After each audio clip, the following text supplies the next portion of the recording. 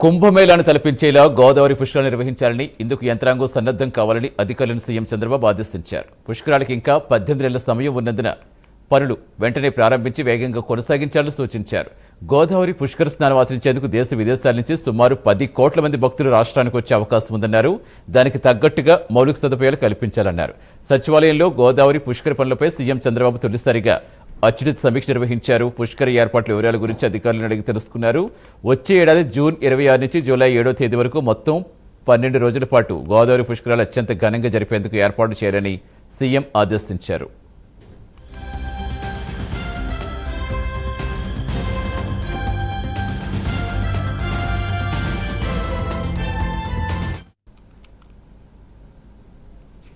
రాష్ట్రంలో గోదావరి ప్రవహించే 212 కిలోమీటర్ల పొడవున పోలవరం, ఏలూరు, తూర్పుగోదావరి, పశ్చిమ గోదావరి, కోనసీమ, కాకినాడ జిల్లాల్లో పుష్కర స్నానాలకు ఇబ్బంది లేకుండా చూడాలని సీఎం స్పష్టం చేశారు.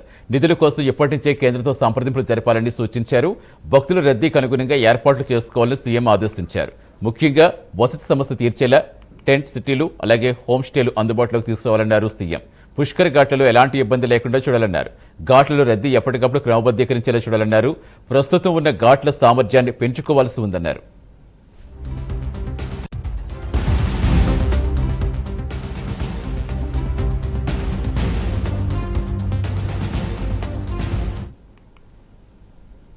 స్నానఘాట్లలో రాకపోకలకు సంబంధించి రూట్ మేనేజ్మెంట్ రూపొందించాలని అధికారులకు సూచించారు.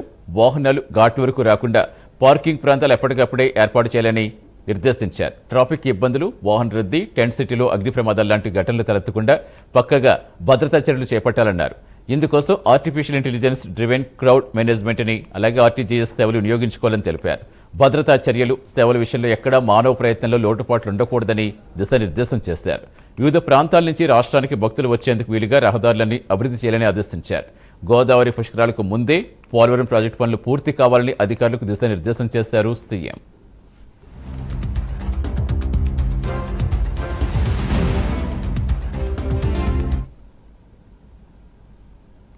ప్రస్తుతం ఉన్న 234 ఘాట్లతో పాటుగా కొత్తగా మరో 139 ఘాట్లు మొత్తం కలిపి 373 ఘాట్లు 9,918 మీటర్ల పొడవున అభివృద్ధి చేసేలా ప్రణాళికలు రూపకల్పన చేసినట్టుగా సీఎంకు అధికారులు తెలిపారు.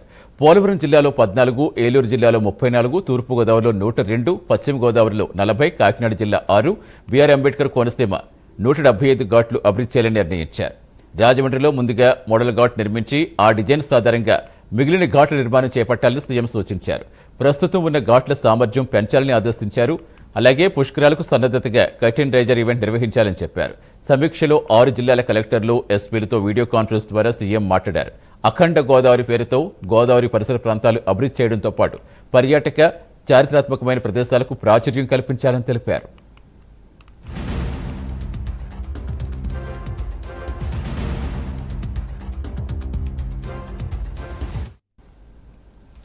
పోలవరం వంటి ఏజెన్సీ ప్రాంతాల్లో ఘాట్లకు సెల్ సిగ్నల్ సమస్య ఉత్పన్నం కాకుండా చర్యలు తీసుకోవాలన్నారు. పుష్కరాలకు సుదూర ప్రాంతాల నుంచి వచ్చే వారిని ఆదరించి ఆతిథ్యం ఇచ్చేలా స్థానిక ప్రజల నుంచి సహకారం తీసుకోవాలని, ప్రజా భాగస్వామ్యంతో పుష్కరాలు విజయవంతం అవుతాయని సీఎం తెలిపారు.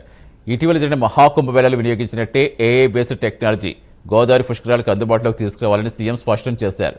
భాషిని యాప్ ద్వారా అన్ని భాషల భక్తులకు సేవలు అందించగలగాలని చెప్పారు.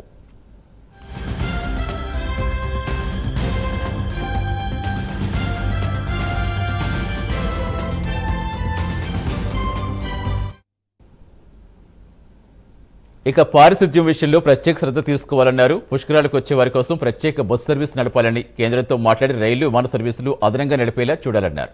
పుష్కరాలు నిర్వహించే అన్ని ఘాట్లు, ప్రసిద్ధ క్షేత్రాలు, సమీప ఖాళీ స్థలాలు, ఇతర మౌలిక వస్తువులు మ్యాపింగ్ చేయాలని సూచించారు. గోదావరి పుష్కరాలకు విస్తృతంగా ప్రచారం కల్పించాలన్నారు.